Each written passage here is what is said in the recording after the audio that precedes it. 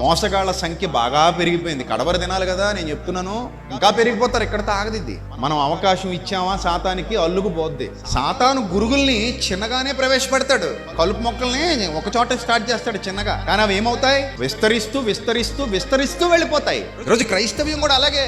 సరైన విశ్వాసులు లేక మోసం చేస్తున్నారు. అదే ఆలోచించే విశ్వాసులు ఉండుంటే ఈరోజు క్రైస్తవ్యం ఎంతగా మోసపోయే పరిస్థితులు, అన్యజనుల మధ్య హేళనకు గురవుతుంది. ఎక్కువ బాధపడతాను నేను దానికి.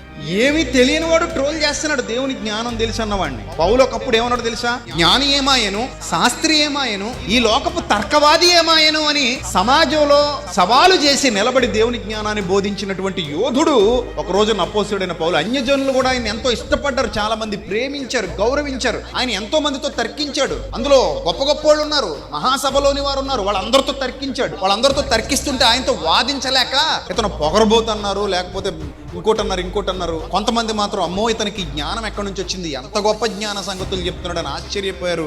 ఎన్నో సంఘాలు ఆయన కట్టడానికి అదే కారణమైంది. అన్యజనులలో స్థానాన్ని సంపాదించుకోగలిగాడు ఒకనాటి పౌలు. కానీ ఈరోజు పరిస్థితులు చూస్తుంటే ఎంతమంది హేళన, ఎంతమంది ట్రోలింగ్, ఎంత దారుణం అయిపోయిందంటే చిచ్చి అనిపిస్తుంది అనమాట. ప్రతోడు ట్రోల్ చేయడమే. ఆ ట్రోల్ చేసిన వాళ్ళకి మళ్ళీ వీళ్ళు కామెంట్ల కింద ఆమెన్ హల్లెలూయా, ఇంకోటి ఏంది అసలు ఇది? ఒక జ్ఞాని ఎప్పుడు, వివేకవంతుడు ఎప్పుడు కూడా సమాజాన్ని వివేకపరిచేవాడుగా, చైతన్యపరిచేవాడుగా కనబడాలి తప్ప అరే మరీ ఇంత హీనంగా ఉంటారా క్రిస్టియన్స్ అంటే అని అనిపించుకునేలా ఉండకూడదు.